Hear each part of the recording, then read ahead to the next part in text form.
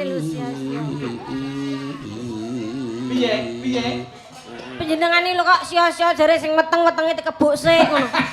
Sia-sia panjenengan kalih budhe kula. Masamu. Wong ayu nek kaya ngene kok iso. Ibu-ibu pengen do gadah putra kaya aku iki lho, do tahajud angger bengi. Alah.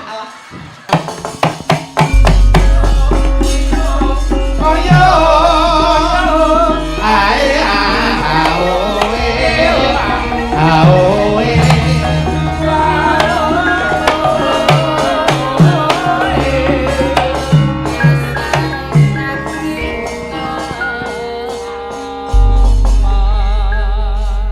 Selamat malam, Nduk Eka. Inggih, selamat malam Byung, Mbak Yulimbo.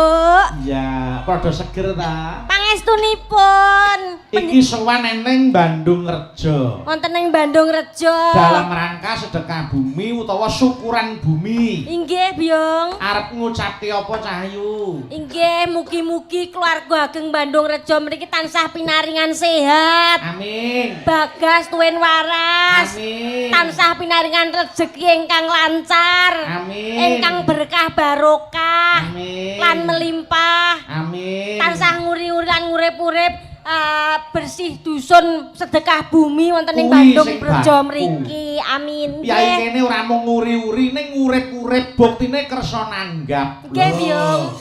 Mergo saiki akeh. Mari kita lestarikan budaya kita. Ning ora tau nanggap wis tiwas kecut. Nggih, wong ya Purwodadi kutane. Apa kuwi? Bandung Rejo sing dadi bukti lan nyatane ya kaya bengi iki. Betul sekali. Ora gur ayu ning ya tatah dadi bukti lan nyatane. Bener, Nggih. bener kowe kok Cahayu. Iya, Pakde. Bandung Rejo ki ora ana tunggale. Nggih. Kok Pakde mripatmu ning ndi to? Aku latah bene kowe iki ora ngene lho, aku Mbok De, aku Iya. wis ora dadi petugas PLN saiki. Kowe dadi apa saiki? Aku iki saiki lho delok pranatare lho, delok. Waduh. Coba mlaku Mlaku, aduh, saka- Lagi didelok saka mlakune. Saka Nuwun sewu lho macane nggih. Nggih, ha. Aduh. Yeah. Lah bokonge sedet tangane mau jan ngene. Tangane ya karo ngene to, tangane kaya mau. Nah. Lah sing nyekiting mau piye tangane lho nganggo atret. Nah, iki tangane kok dempet niki rangen aja ning ngene terus. Ku nek benggang kok gatel.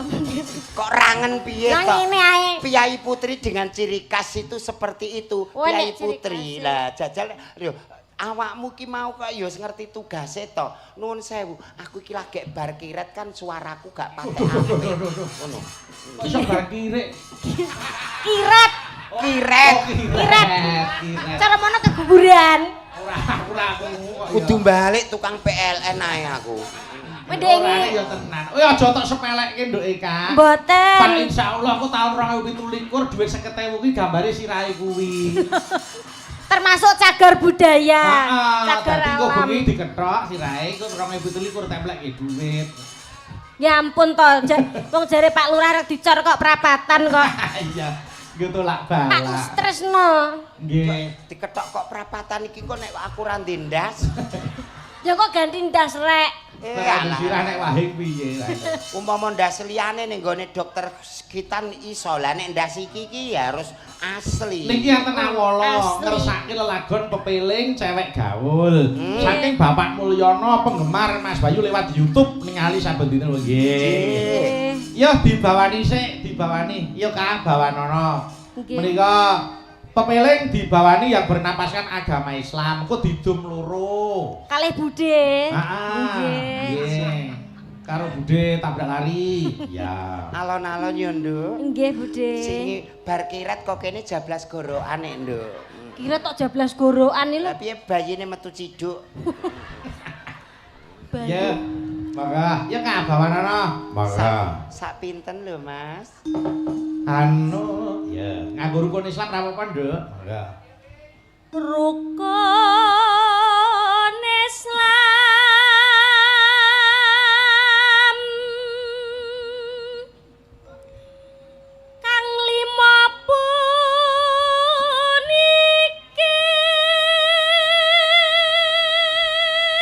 Suarane apik, larase pleng ya toh, cakepane cetha, entuk bonus 100.000 rupiahnya nduk awakmu iki. Matur nuwun, Byung. Waton Nggih. bawamu becik, suarane Nggih. wis pleng entuk bonus 100.000. Alhamdulillah. Enak, Boy. Ya. Entuk bonus. Heeh, ya nduk. Wong mergawe iki nek tenanan nyambut gawe itu dapat bonus. Ya lak ya saka pangestumu sing ngajari lak ya awakmu. Iya no. Lanjut, Kak. Katindakno marang para sasama.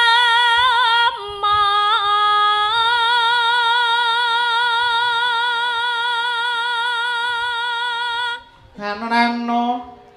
Aja padha ditinggalke. Hop. Yo, suarane Mbak Yu Sekupi genti. Endi kowe, Budhe? Ya. Anu nuwun sewu Mak Cange. Nggih. Badhe dipoto diparingi PKH ya Mas. Kok PKH nyapa? Lah iki Mas ajeng foto engko entuk PKH. Wong kowe iki mampu lho gelangmu sakmene oke lho. Wah, jan ali-alimu kaya empil empedu. Empel empedu piye ta? Ijo rupane gilik. Ya. Salat kan. Senengane Mak Cange iku. Oh, rukun iman gitu. Ayo. Rukun apa tanda? Ngalah. Kandhane kok. Rukun Islam puniku. Pripun? Elak tenan. Ayo lanjut. Sahadate Heeh. kang angka siji Jenengane lho sia-sia. Piye? Piye?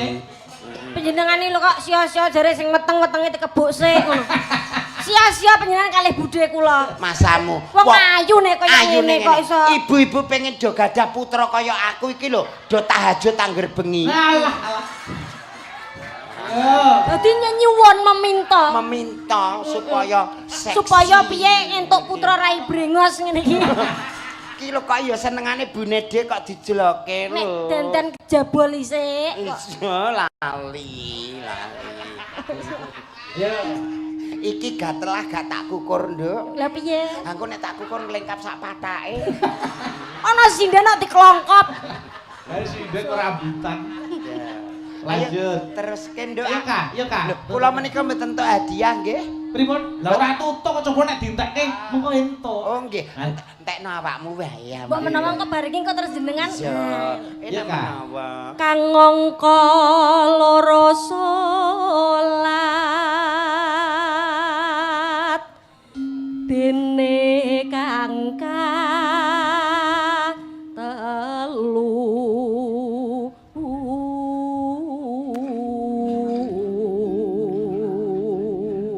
Lanjut. Ramadan nindakno poso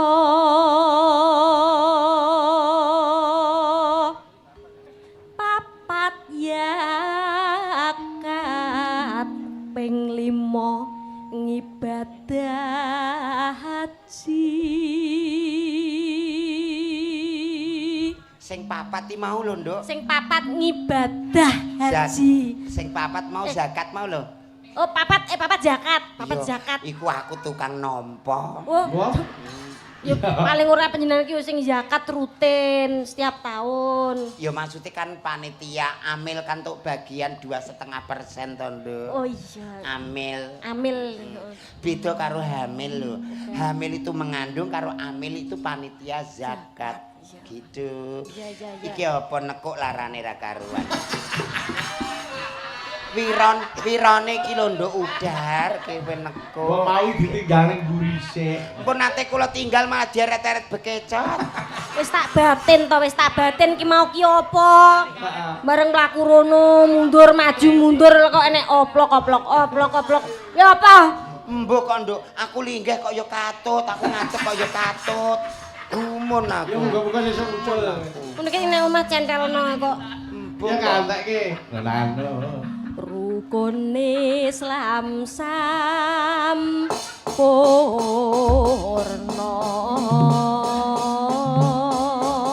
Monggo buka celuk, kepeling nduk dilanggamke sik. Monggo. Iya, Mbak.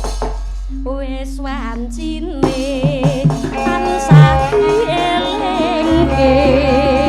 Wis wancine padha nindakake adan mus kumandang wayahe sembayang. Netapi wajib dawuhe pangeran salat dadi cagake agama. Limang wektu kudu tansah dijaga kanthi istiqomah lan sing tumanina. Luwe sampurna yen berjamaah. Subuh, zuhur lan asar, salat sayap ningadohke tindak mungkar. Maghrib lan isya jam kabeh, prayogane ditambah salat sunahe. Aja sembrono iku perintah agama.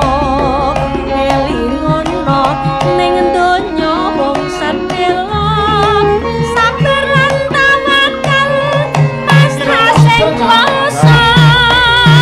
Yen kapengin besok munggah swarga.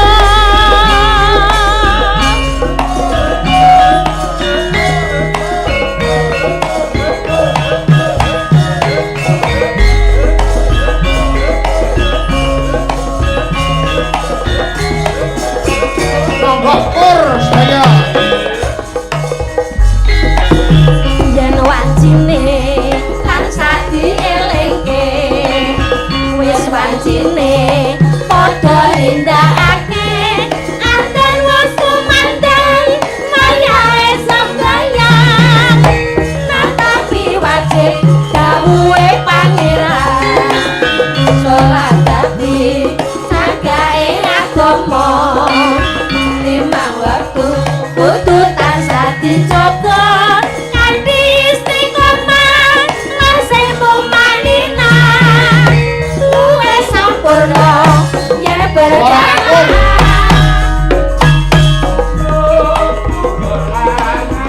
Putri. Salat saya ningadohke tindak mungkar.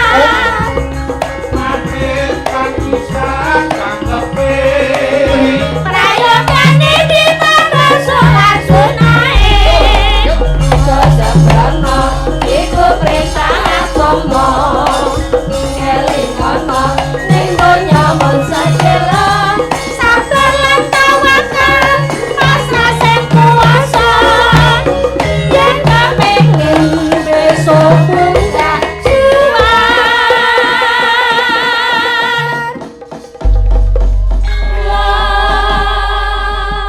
Mbak Yayu. Nggih.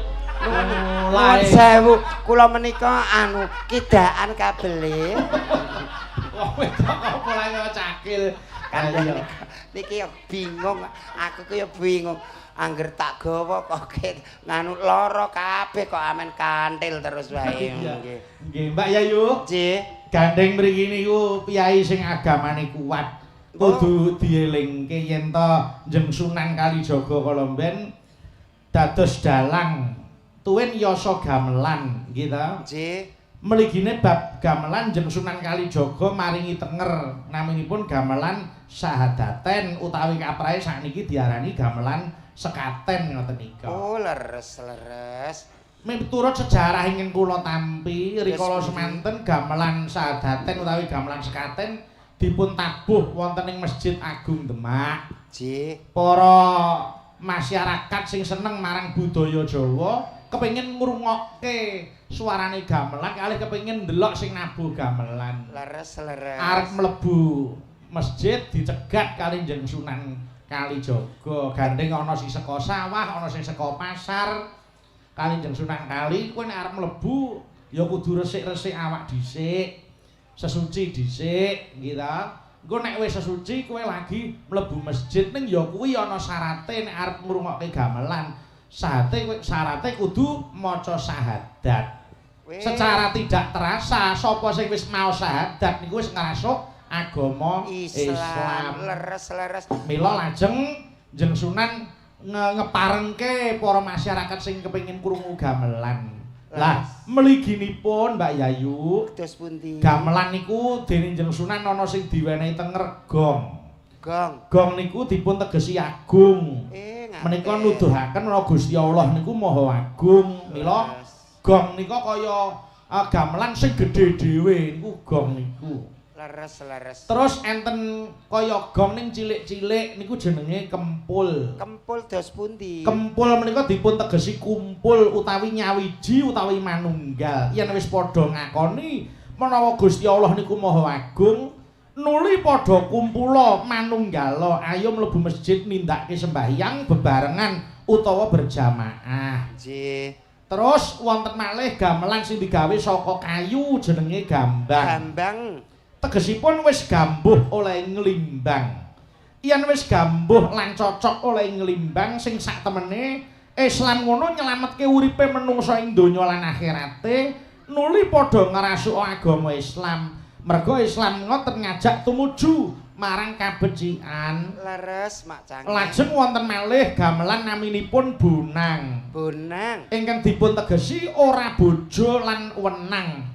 Tembung ora bojo niku wis nuduh menawa Gusti Allah niku ora duwe bojo, ora duwe anak lan ora dianakake. Mila tembungipun lam yalid walam yulad walam yakul lahu kufuwan ahad. Lan malih Gusti Allah niku gadah wewenang sing tanpa winates. Terus wonten malih gamelan jenenge kethuk. Kaiket dening pernatan sing wis mathuk. Pernatan mathuk niku wujudipun kaidah-kaidah utawi aturan-aturan ingkang gumathok wonten Quran. Mila piyayi mriki gesange utawa sugenge ayem tentrem merga gondelane agama. Leres menika. Alhamdulillah wis katur pepeling. Wah, niki nawala akeh banget kok Mbak Yayu. Nggih monggo dipun waos riyen Mak Cange. Jenengan bareng ngendikan kempul kados pundi, gong kados pundi ibu-ibu. Oh, werdine kuwi, artine kuwi. Biyen iki pancen ngono kuwi, ngoten nembe pirsa. Dawuhipun para sepuh ingkang kula tampi kados ngaten. Mulane kok setiap napa sinden badhe nembang menika mesti tintingane ngangge gender. Apakah arti dari gender Mbak Yayu? Yen ora tegen liyane glender. Oh, ngaten. Dadi wong urip kudu tegen ben ora glender ngalor glender. Nggih leres. Nggih, terus apa neh Mbak Yayu? Kendang. Napa sing dadi karepe kendang? Kendang cancut tali wanda muja hasta wengersaning Gusti supaya uripe timen mboten rugi. Oh nggih. Terus apa neh bareng terus demung. Teruse diwaca riyen surate mengken nggih. Mungkin kula malah gentenan mungkin iya. Niki wonten sing ngersake selawat Tombo Ati lumbung desa lesung jumenglung kalih Sesi Deman. Kula manut mawon. Nggih, tak aturke Sesi Deman rumiyin nggih. Nggih leres. Aku tak nyuwun tulung karo Mbak Dita Intawati sing saka Banyuwangi. Piyayi Banyuwangi. Monggo metara-metara turut. Ayo Kak.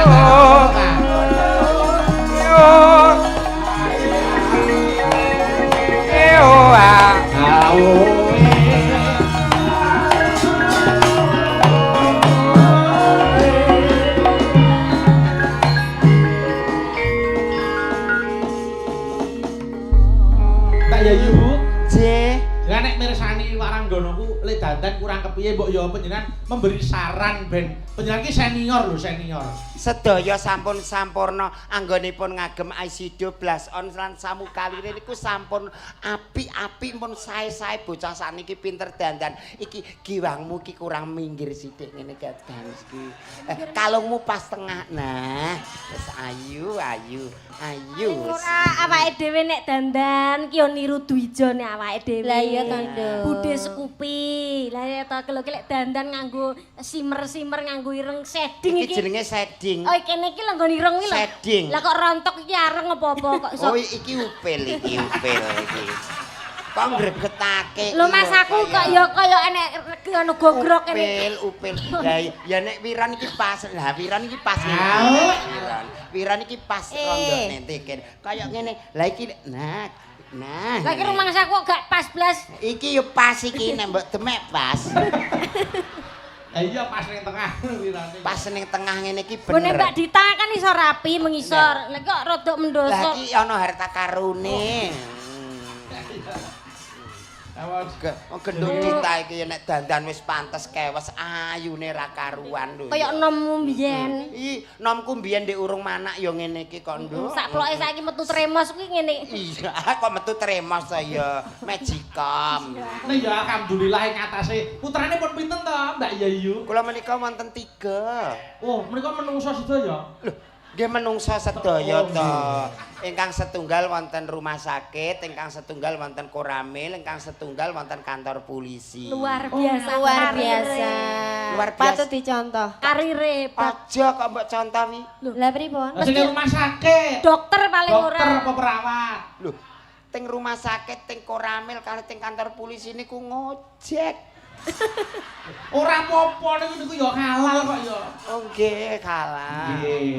Ngojek iki dhisikno sik ngono lho. Panggone ning kene. Ya ora kaya penasaran. Iya dibawani sik. Monggo wiwitane. Nah, bibar menika to Mbak Yayu. Nggih. Mangke kula nyuwun kanthi sanget menika awit saking panyuwunipun Pak Kades, Nggih. Pak Dandim kalian Pak Sek mangke diaturi pinarak wonten pepanggungan. Wah, ngaten nggih leres. Nggih. Leres. Nah, yo diaturke sik bawane sesideman. Monggo. Yo Mbak Dita. Wiwitane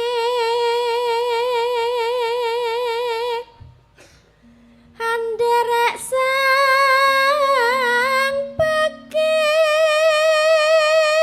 pekik.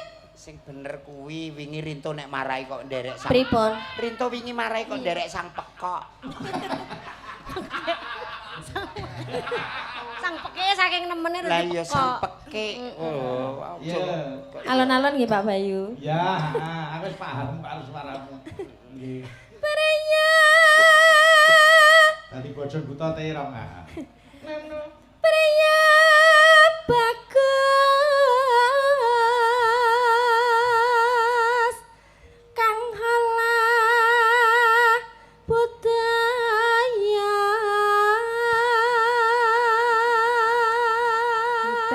Hebat suarane gendut. Mbak Dita iki saka Banyuwangi.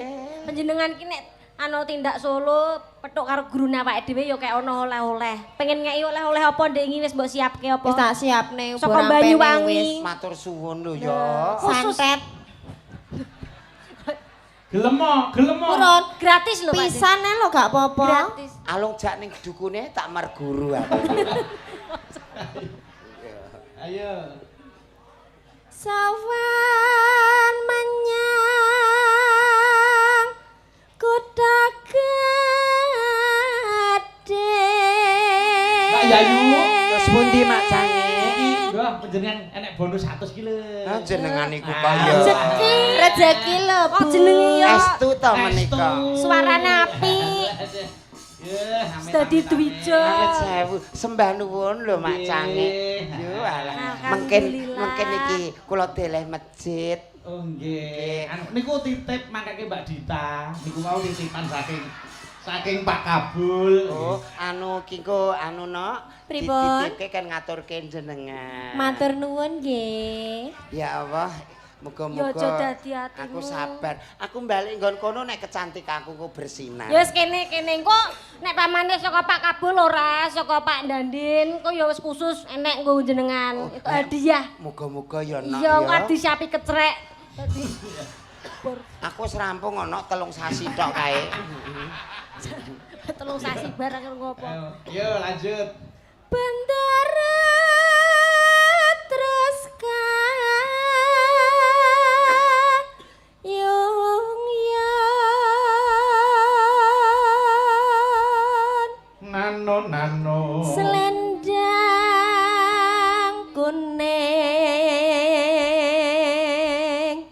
kang saking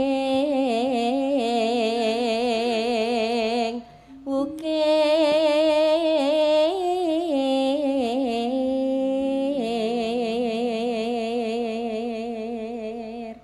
Terus swara kurang pramana ning wasesa ngungkro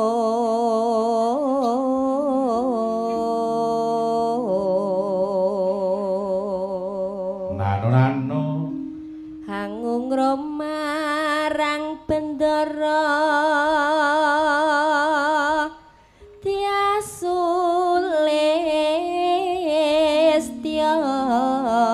pijar ngincangake halis yo terus tresno sesi deman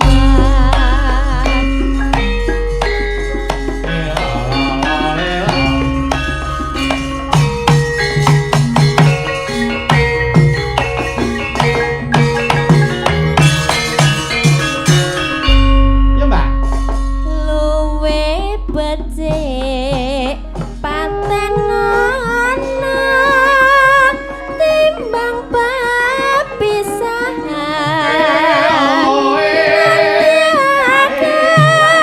Sulestya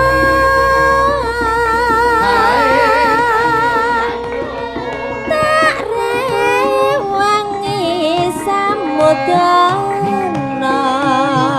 marang kula warga garwa lan praputra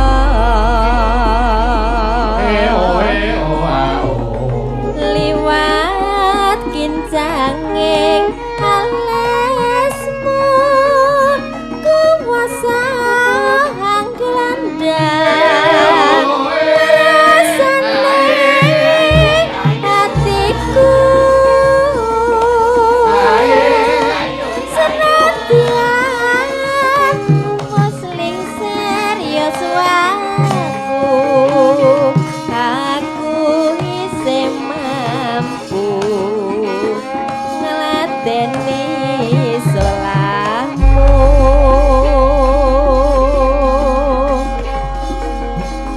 mongko kowe bocah gunung senadyan bocah gunung katukuhan rimpo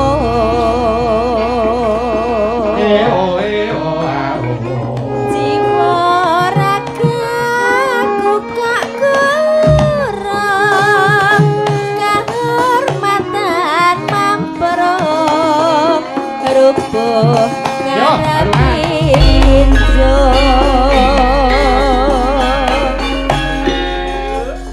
sing angka loro kok digawe roko dangdut sing slow nggih monggo yo urip ana kutha gedhe kowe tak tukane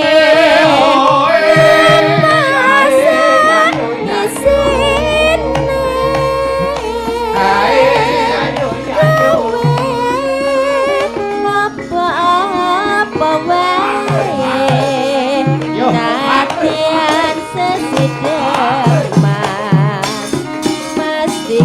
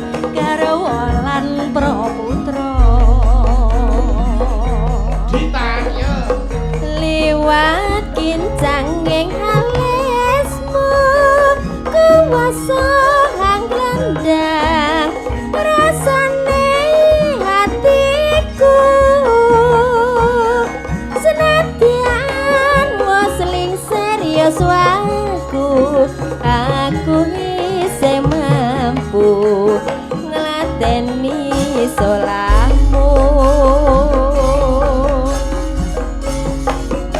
kowe bocah gunung senadyan bocah gunung kaduga anyrimpo jiwa raga kumbak kurung kehormatan mamprung rebukan pinju Yo, lanjut. Yo, Kak. urip ana kutha gedhe kowe tak tukoke omah saisine kowe apa-apa wae senadyan sesidhem mesti kasembatan. Terima kasih Mbak Dita, lenggah Eka Gengkeri kono. Mbak Yayu. Nggih. Niki mau anu penyuwun saking Pak Lurah. Kades. Nggih Pak Dandim kalian Pak Sik diaturi pinarak wonten pepanggungan. Nggih, menawi kepareng monggo Bapak. Monggo, monggo. Pak monggo. Dandim, Pak Sik, Pak Lurah monggo. Panipun. Monggo sareng-sareng mboten napa-napa kersane tambah gambyak dalu menika monggo. Dipun anu dipun derekke Pak Kades sekalian ya ora apa-apa. Monggo Pak Kades. Monggo, Niki. monggo Pak Kades. Mriki Monggo. Pak Kades, monggo mentaram Monggo. mentaram. Turut.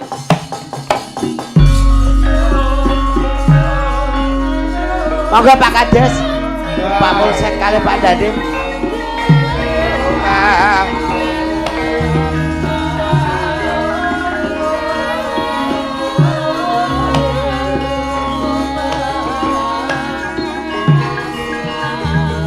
Belarak. Monggo.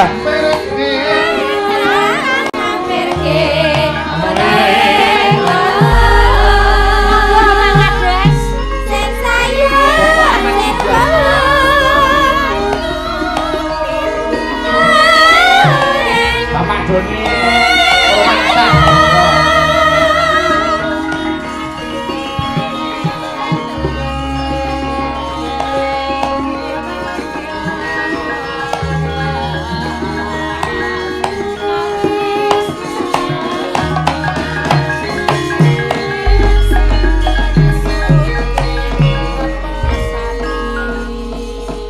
Masyarakatnya ayem tentrem mesti dadi pangarsa we.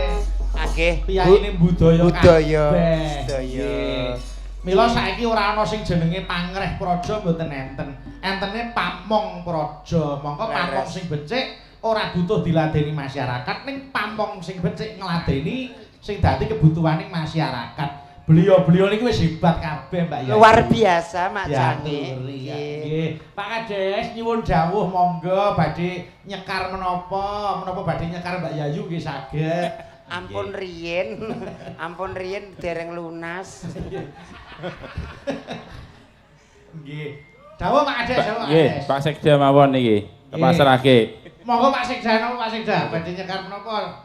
Napa ngersakaken menapa derek? Napa badhe nyekar nembang napa badhe dawuh tuturi mawon monggo. Anu Mas Dalang. Menapa? Kula tak ngaturi Mbak Eka uget-uget kangge ngendang saged mboten? Oh, nggih? Saged. Masalahnya kula sering banget nonton Mbak Eka uget-uget niku ngendang. Nggih, Wih. saged Nggih. Pak janipun.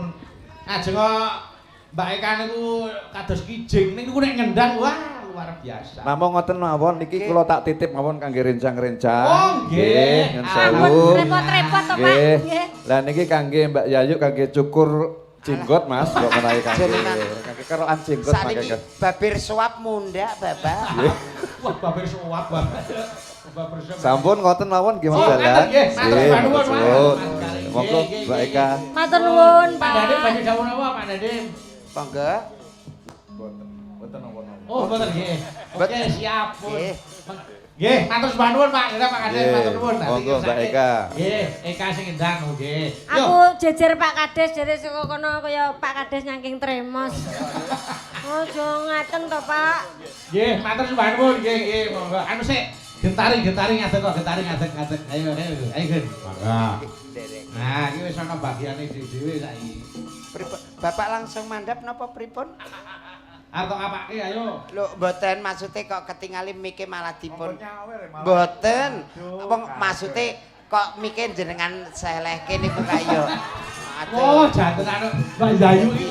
Mboten. Senengane kok nyenggol ros. Ora, mak nek badhe langsung alah bapak niki napa to kaya.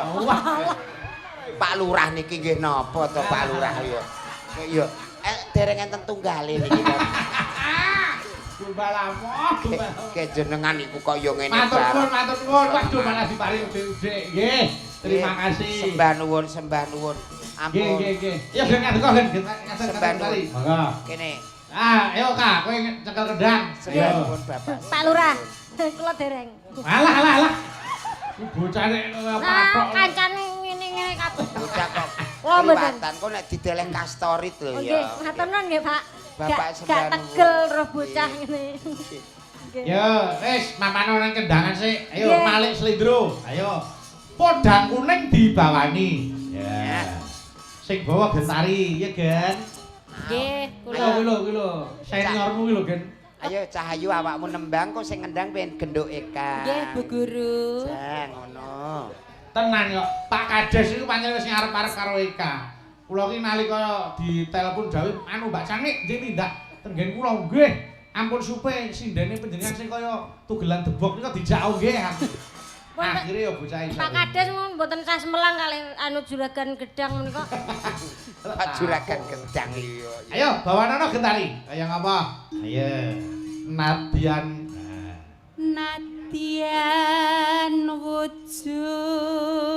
wujud temong paksi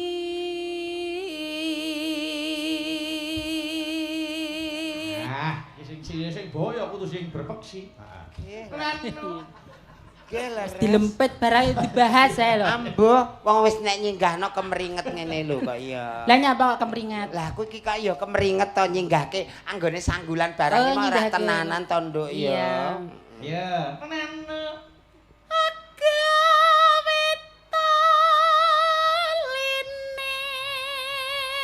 Neno.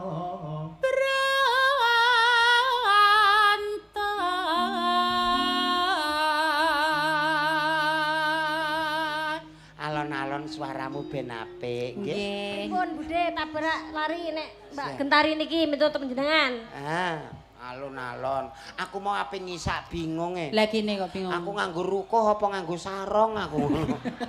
Lah jenengan iki biasane pripun? Aku sidane nganggo rukuh motif sarong. Jenenge jenengan sinten? Bu Yayu. Yayu Skupi korban tabrak lari. Korban obran. Korban tabrak lari ora mati-mati. Ora. Ya sesuk tak tambani ngono ya. Ayo.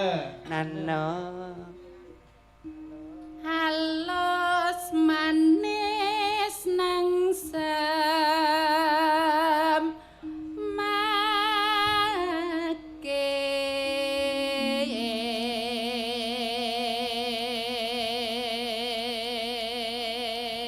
Nurano. Yo. Wasuwinggun kula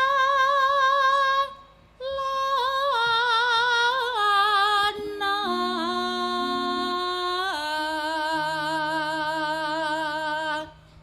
goleki Aja ngene to, Nok. lah kan aku goleki Lah iki kan wirane nggon kene to, Nok. Kok angel to angel sinden siji ki rumah aku. Ah iya. Ayo. si podang pita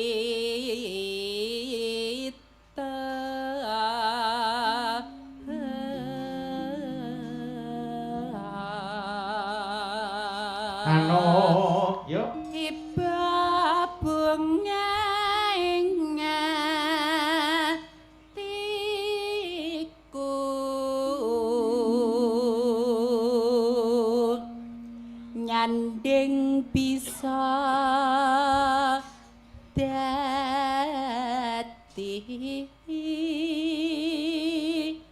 tambah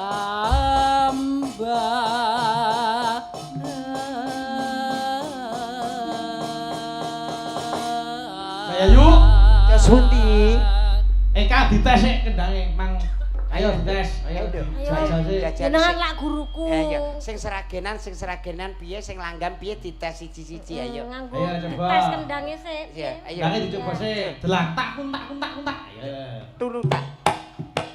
Ah, wis Oh. manis. Pas kuwi. Arep drijine kaya jahe, nek nyendang wah. Kelok kuwi. Arep drijine iki jempol kabeh, nek nyendang ya cethok. Ayo. Nek jendike kok jempol kabeh Driji rumasane. rata ya. Ditayupke ya, Kak. Tayupke sik. Nggih. Tayupke kowe dijogeti Mbak Yayu Ah. karo Getari. Maka. Buka celok, Gen. Maka, ayo. Esuk awan ning omah wis ora krasan keluyuran anggoleki sing tak sayang mubeng mimbaranggon goleki ora krasa esuk awan nganti wengi neman yen nganti liya kanyayan kleyang tak sawan mencok ning ngepang kegancangan tak rindik saka kaduman sarewi ngoceh dheweke ngalih pencuk Jaluk. elok tak jalan mbak aja ngecek kodang kuning agawe pikirku kombe seret ireng tak sawang tambah ibu bunga yang kelakon nandeng slirane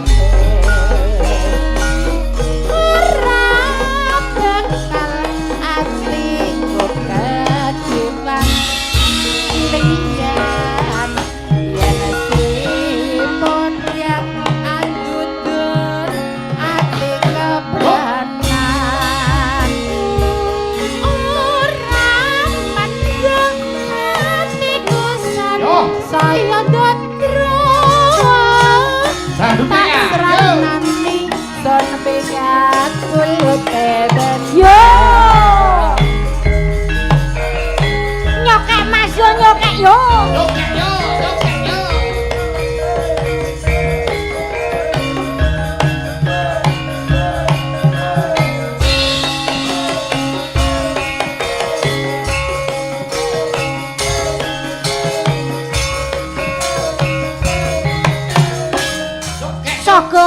Sogok Pak Lurah. esuk awan ning omah wis ora krasan Jenglenge ayo.